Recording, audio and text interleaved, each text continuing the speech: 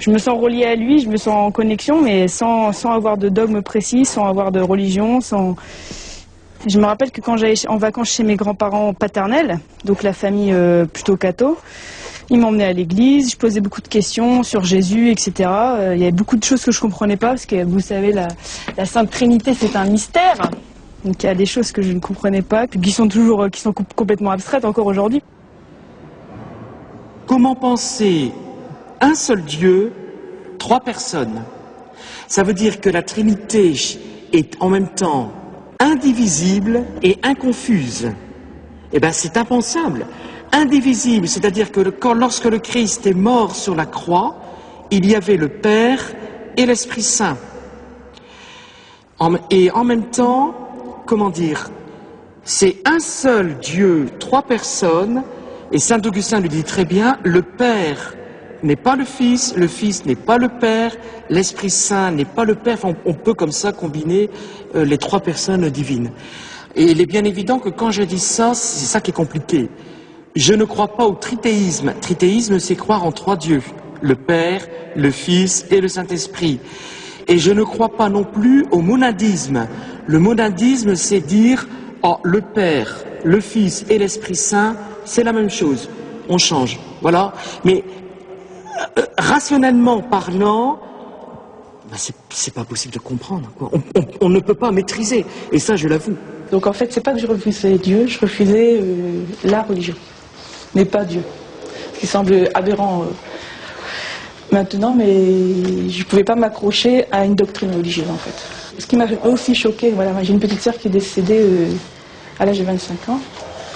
J'étais présente quand ça s'est arrivé et ma mère voulait absolument que le prêtre vienne parce que c'est la tradition, il fallait que le prêtre vienne pour bénir le corps. Je suis allée jusqu'au séminaire, aller à côté de l'église, et quand j'ai sonné, bon, au bout d'une demi-heure, le prêtre est enfin descendu.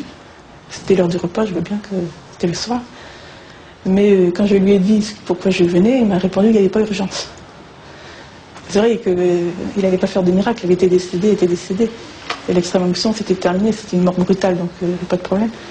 Mais le problème, c'est le fait qu'il n'y avait pas urgence parce que elle était décédée. Ben, il y avait urgence peut-être pas pour ma sœur, il y avait urgence pour ma mère. En fait, je crois que c'est le clergé qui m'a un peu rebuté. Donc après, bon, ne connaissant pas du tout l'islam réellement, c'est petit à petit, en fait, c'est à côtoyer en faculté des personnes d'origine, de confession musulmane qui m'a poussé par curiosité, en fait. J'ai essayé de comprendre pour le comment de la chose. Alors moi je suis d'origine italienne, mes 2 parents sont italiens de la vallée d'Aos, c'est la Savoie italienne, et ils m'ont transmis la foi du charbonnier, leur catholicisme romain, et auquel j'ai adhéré jusqu'à l'âge de 28 ans.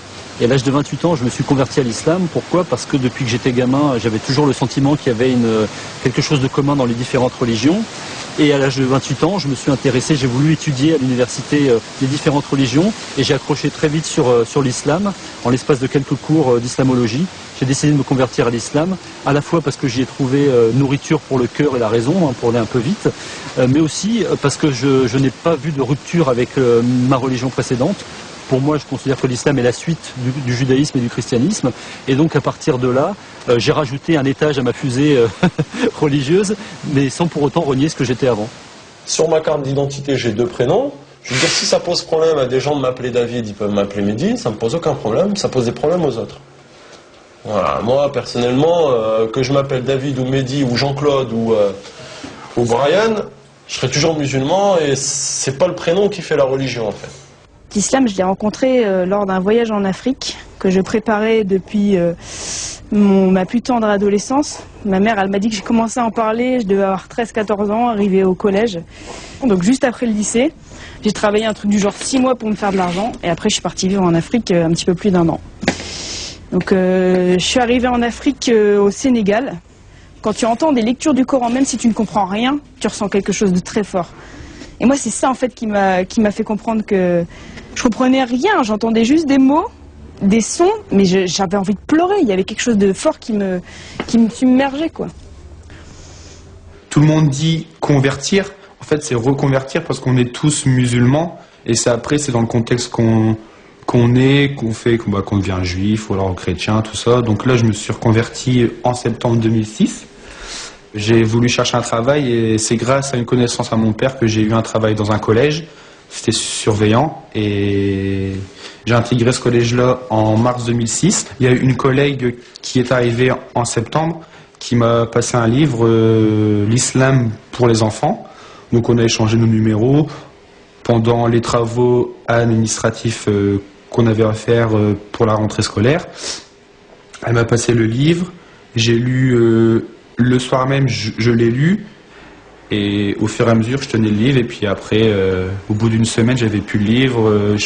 C'était toujours les mêmes sourates. Mais au début, je pense que tout le monde a commencé avec les mêmes sourates. Et donc voilà.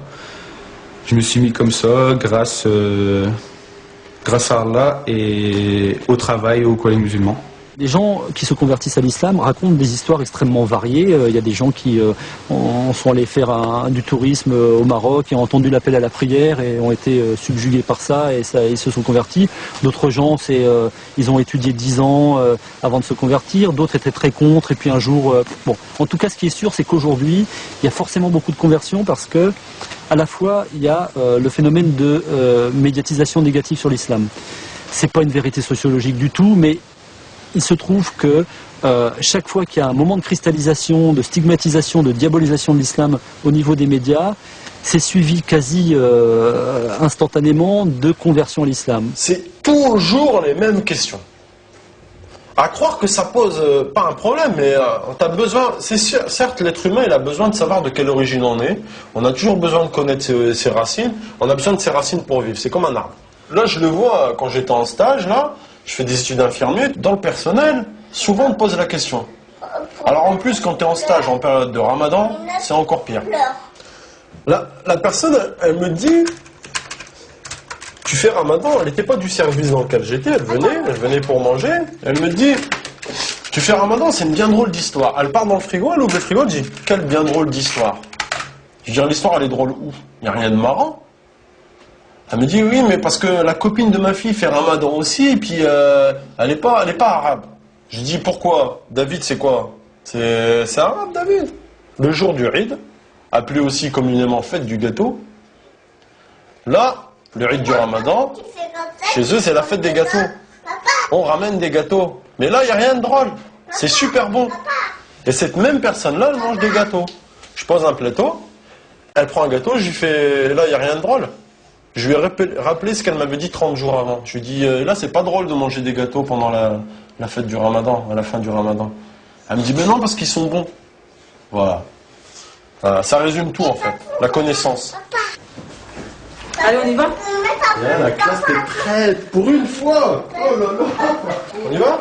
Allez, on y va. Si aujourd'hui je dis je me convertis à l'islam, ça fait pas du tout la même chose que si je me dis je me convertis au bouddhisme. Je me convertis au bouddhisme, on me dit tiens c'est un joyeux, il va dans un truc zen, un peu soft, c'est assez exotique mais bon pourquoi pas.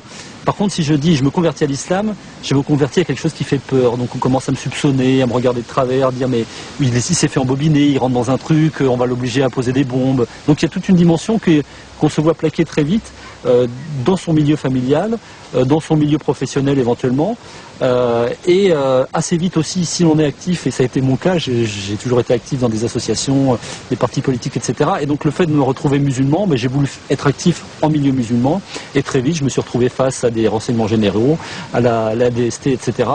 Et moi qui essaye de ne pas voler un centime quand je fais ma déclaration d'impôt, je me suis retrouvé du jour au lendemain avec le sentiment que j'étais hors la loi, que j'étais quelqu'un qui faisait des choses pas bien, et c'était une curieuse impression. Et se rajouter à ça en plus, tous les discours sur l'islam en France, qui donnent le sentiment que l'islam n'est qu'une religion d'étrangers faite et vécue par des étrangers. Et donc ça m'a donné en plus le sentiment d'être une espèce de migrant culturel.